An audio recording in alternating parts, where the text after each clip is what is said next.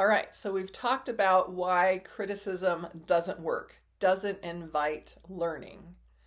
Instead of criticism, you want to start practicing compassion towards yourself. So, very simply defined, compassion is responding to yourself with kindness and understanding. That's it. That's the definition. Kindness and understanding. So sit with that for a second. When was the last time you responded to yourself with kindness and understanding? Does that feel really foreign? Like, I'm not even sure what that would sound like. We're going to talk about that in a couple of minutes.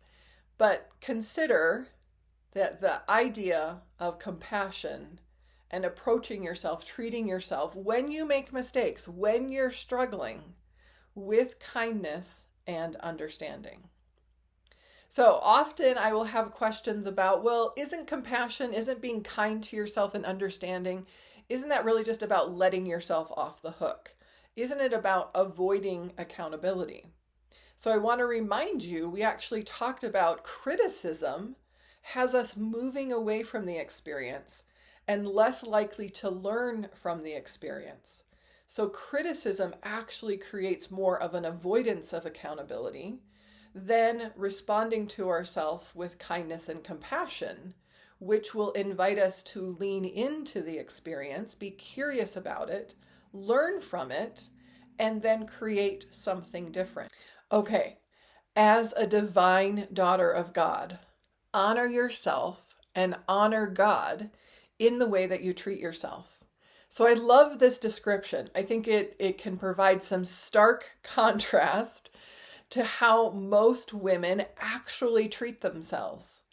So you are kind and understanding rather than harsh, self-critical, judgmental when you fail, and you're going to fail. When you make mistakes, you're going to.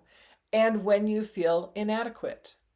You give yourself support and encouragement rather than judgment when you face challenges or difficulties. Can you imagine just for a minute what that would feel like if you responded to yourself with support, with encouragement, with kindness? What would that experience be like? And initially, it actually could feel a little uncomfortable. This is strange. I'm not deserving of. So pay attention as you start to practice this, what comes up for you.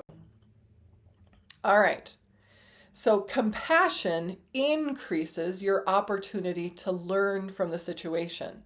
With criticism, we feel awful and we want to move away as quickly as possible. With compassion, we lean in, we get curious. It invites us to learn. So here's how you practice. Notice and get curious about your emotions of the situation, not just the behavior. So what emotions are coming up for me based on the choices I made? And then consider, what would my response be to someone else? This is often a really easy way to start to get some perspective. If I were talking to my daughter, if I were talking to my best friend, if I were talking to someone that I loved and cared about, what would I say to them? What would I do when they made this mistake or when they found themselves in this situation? So this is how you can start practicing compassion. Let me give you some examples because it really legitimately often I hear women talk about, I'm not even sure what it sounds like. I wouldn't even know where to begin. Because typically you're focused on the behavior. I made a bad choice. So how am I kind and understanding with myself? I shouldn't have made that choice. I knew I shouldn't have made that choice. So how can there be any kindness and understanding? So with compassion, a critical element is emotion, is looking at what was the situation, what were the circumstances, what was going on for me. So, for instance, it makes sense that I lost patience with my kids today. I only had 2 hours of sleep last night, or I'm exhausted. So if we just focus on I lost patience with my kids, Yep, I'm critical. Yep, I'm adding guilt and shame, and I don't want to look at it. If I'm being kind and understanding, I can recognize the lack of sleep contributed to the fact that I lost patience. Okay? So that's one example. No wonder I got caught up in gossiping. I was feeling really insecure with the other people in that conversation. I was feeling, and so it's just, again, looking at what was the situation, what was I feeling and experiencing that led to, that impacted the choice that I made. I didn't realize I was. It's hard to, or it's uncomfortable. So all of these are ways to start sort of a compassionate curiosity or exploration about what was happening rather than just criticism about the choice you made. So let's talk about some specific examples. I mentioned this one just a minute ago. So we get caught up in gossiping. We walk away and we feel badly and we recognize that didn't feel good. I didn't like being a part of that. So what was going on for me? Why did I choose to be a part of? And so it might have been insecurities. It might have, I'm really lonely and it felt good to have a connection of some kind.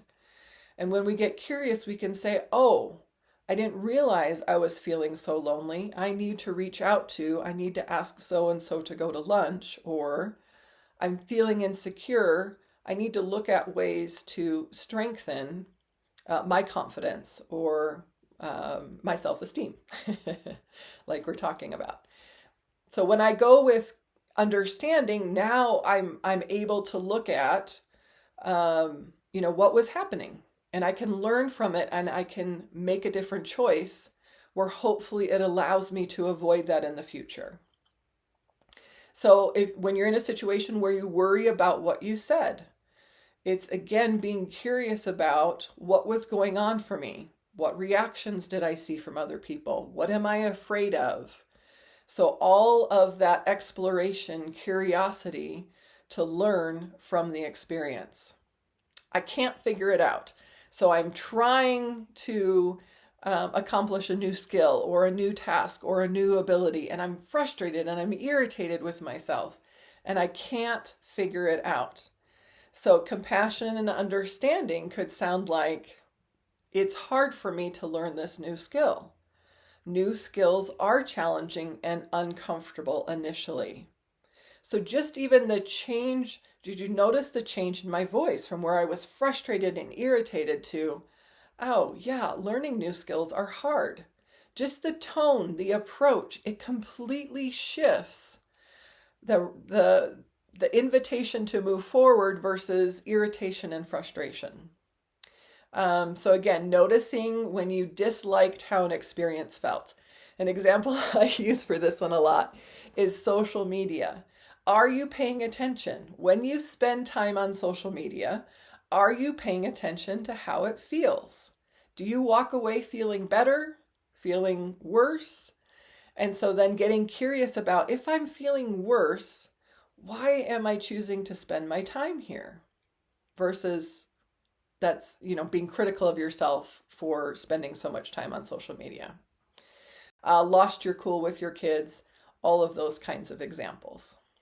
Okay, so I want you to take the 3 examples that you wrote about in the first portion of this week's lesson. So those 3 examples where you didn't like or you found yourself being critical, your critical voice was loud, and you wrote about what did you think, do, say, and what you felt. And I want you to rewrite. You get a do-over. I want you to practice instead writing out a compassionate response for each of those experiences. And then paying attention to how does that compassionate response actually feel. So you might even read the compassionate statement out loud, or your compassionate response out loud, and notice the difference. What happens emotionally for you as you approach yourself with compassion rather than criticism. Again, compassion is kindness and understanding. It is not letting yourself off the hook. It's actually inviting you to get curious and learn something from the experience. If you're struggling, first of all, don't be surprised. It can be a very new way of thinking and approaching yourself. Second of all, use that technique of what would I say to my daughter, to my sister, to someone that I love and care about. And it's okay if you're writing it and you're like, this doesn't feel true. I wouldn't actually say this to myself. That's okay. Know that that's normal. Write it out anyway. Okay. I will see you on Thursday in the coaching call.